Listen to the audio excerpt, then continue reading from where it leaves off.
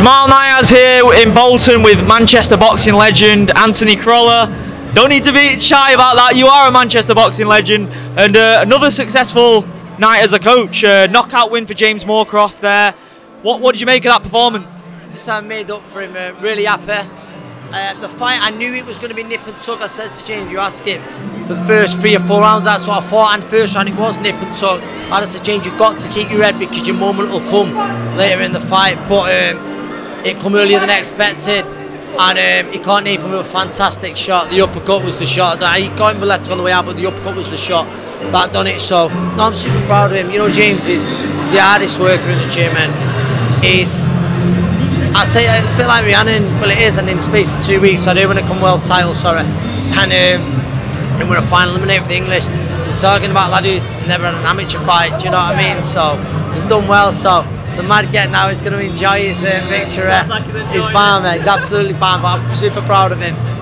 It's amazing to see the progress as you as a trainer and the gym as well, because you had some horrible times with what happened to the gym during lockdown with it getting burnt down. It was a couple of times, weren't it? Super proud of him, and I'll have him on in the clubhouse at the gym now tonight, and I think a lot of them would have won quite a few quid on him as well. So yeah.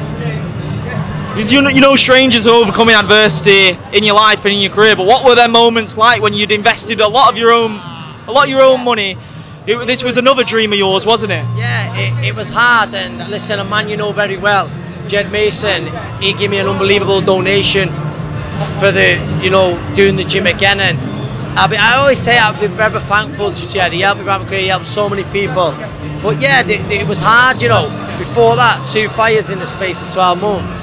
It was like people were starting to think, is he doing? I don't think if it happened again, geez, I don't know. I think I would have had to. I don't know. It was hard. It was hard, but we stuck with it, and with it now. Like, these are the nights you're in it for. Here a few weeks ago, James tonight, and you can hear him. He's absolutely nuts, but he's a great lad, and I'm just made up for him because I know it means the world to him tonight. I was speaking to your brother Will a couple of weeks ago in Liverpool.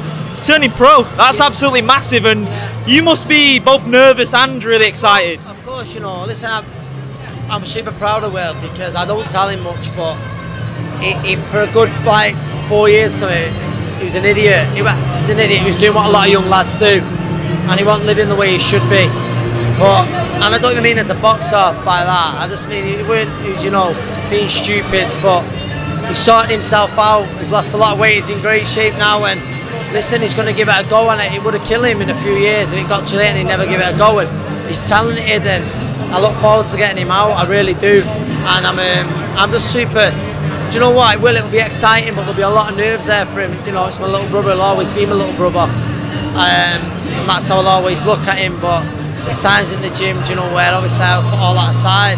Well, always in the gym that gets put aside, and obviously on fight night I will. But yeah, I look forward to his debut.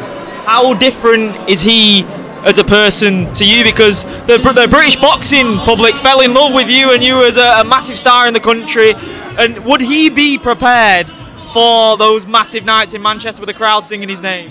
He would, because he grew up around them. But yeah, we're different people. Listen, we're close as they come, but we're very different. And always have been, to be honest. But it's with those nights, yeah, you know, he's been around those nights with me when he was a kid, from being a kid right through, you know, walking out in front of thousands, you know, the arena carrying a title. So I believe that probably goes a long way, do you know what I mean? But yeah, listen, he boxed for 7 years, so it's a long time out the ring. But he's talented, he can whack, and should be some exciting nights with him. Are your hopes for him, obviously, to go all the way? Listen, we take it one fight at a time. And I see what he's doing in the gym. It was a big part of James Moorcroft's camp for this fight, and he's handling himself very well. So we've got to see how it is. We'll get the first one out of the way, and then we'll see how it's mapping out. I mean, have you spoken to Eddie? I'm sure Eddie would be possibly interested in him, wouldn't he? I've genuinely not spoken to any promoters yet about him. He had his brain scan a few days ago. That's going to come back all good, and then we'll look to talk. I'm really excited as well, because obviously I grew up watching you and all around that. Around the changing rooms and stuff like that, and seeing him probably put on a ridiculous amount of weight, but he's lost it all and he's in great shape now. two big storylines in boxing at the moment. We've got the Conor Benn situation, which is evolving day in and day out. It's crazy, isn't it? It's mental. It's been really bad for boxing, let's be honest, and it's been handled awful. Probably it couldn't have been handled any worse, let's be honest. So there's a lot of people who still want to see Conor's explanation, and so a lot of people, it don't feel right, you know, talking about fighting your Manny Pacquiao's, your Chris Eubank Jr.'s while everything's gone on. So hopefully all that can be cleared up. 100%. And then obviously the other one is Fury and Usyk. It's a difficult time to be a heavyweight boxing fan in some respects because they're all there on the table. It's massively disappointing, and I've said it a few times, you know, Jamal, tonight, that I don't believe this fight was ever going to happen. I heard from good sources it was, so maybe I was wrong, but with 6 weeks left, one of the biggest fights that could be made. It's unbelievable, you know, a fight of that magnitude, not to have a date, not to be confirmed. Well, they had the date, but it wasn't confirmed. I'm not having it, no way. And I just believe that Usyk played a blinder.